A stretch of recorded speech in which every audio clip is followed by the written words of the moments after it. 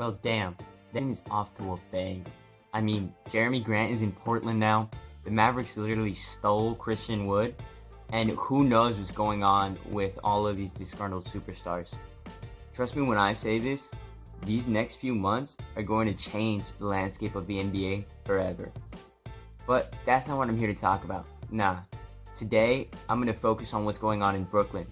And as all you NBA nerds know by now, the rumor mill is filled with this idea that Kyrie Irving is on his way out. After only 3 seasons and like a total of 103 games played in a Nets jersey.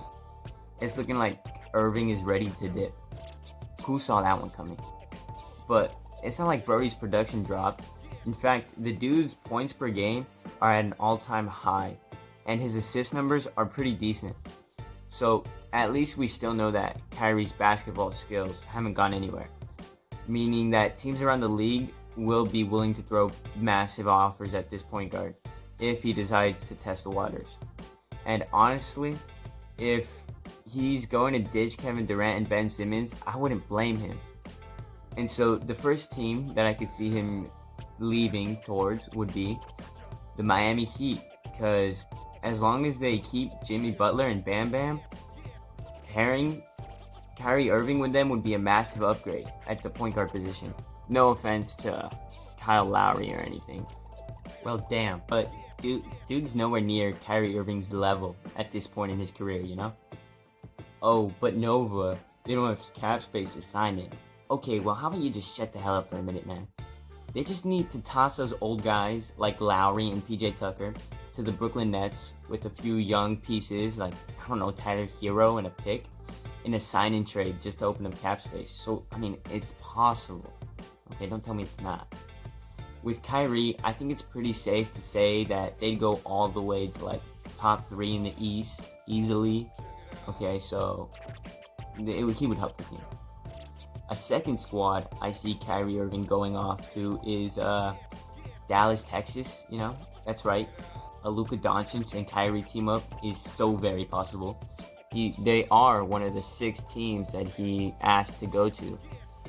And what Doncic needs is another high-level player who can switch off with Luka. Whether that's taking the ball down the court or running the offense or just taking over in general when Luka's not the main ball handler. And there's only one player in the league capable of taking on this role. But LeBron's stuck in LA, so Kyrie will have to do. Oh, but why would he even go to the Mavs? They already have Spencer Dinwiddie. Shut that up, man, because Dinwiddie was literally Kyrie's bitch in Brooklyn. Let's be honest. So they could just move on from the Mavs or bench him or something. Who cares what happens to Spencer Dinwiddie? No offense, bro. You are whatever. Anyway, let's get to the team that everyone has Kyrie going to at this point. I've been trying to avoid it, but whatever. I'm tired of stalling. Let's just talk about it. But before we just throw ourselves into the most exciting part of the video, how about taking a pause to go smash that like button and hit subscribe so you don't miss any of the latest videos. Alright, let's get back to it. The most likely landing spot for Kyrie, if it isn't obvious by now, is the LA Lakers. That's right. After being separated for 5 very long seasons, I think it's time for LeBron to get his sidekick back. And screw it. At this point, I'd give up Anthony Davis for Kyrie. I mean, bro's gonna come out and speak to the media about the fact that he hasn't picked up a basketball since April 5th. Like, dude clearly doesn't have the mama mentality and isn't worthy of wearing a Lakers jersey. But whatever.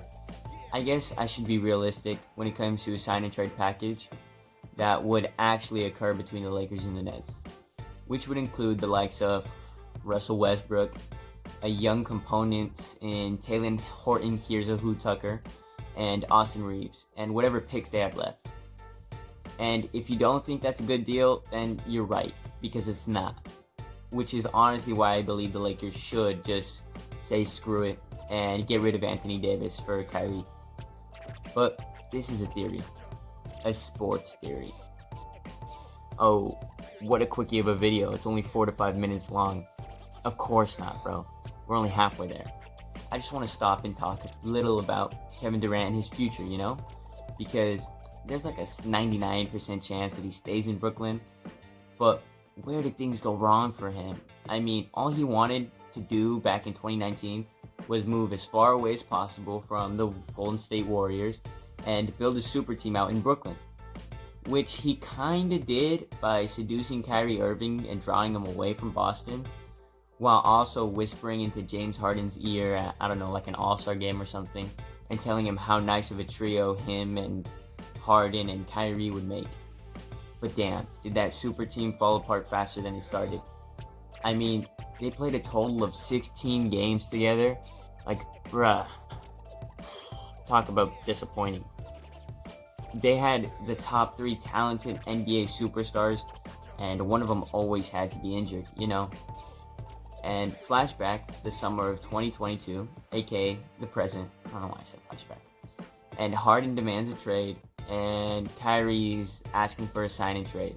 Spencer Dinwiddie is gone, but again, who asked?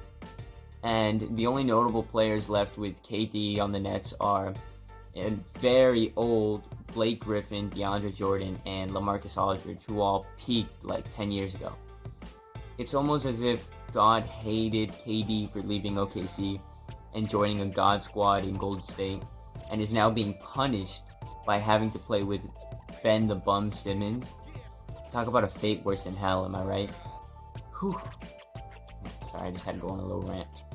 But anyway, I can't wait to see where Kyrie ends up, you know? So get your popcorn out, boys, because this offseason is about to be one for the history books.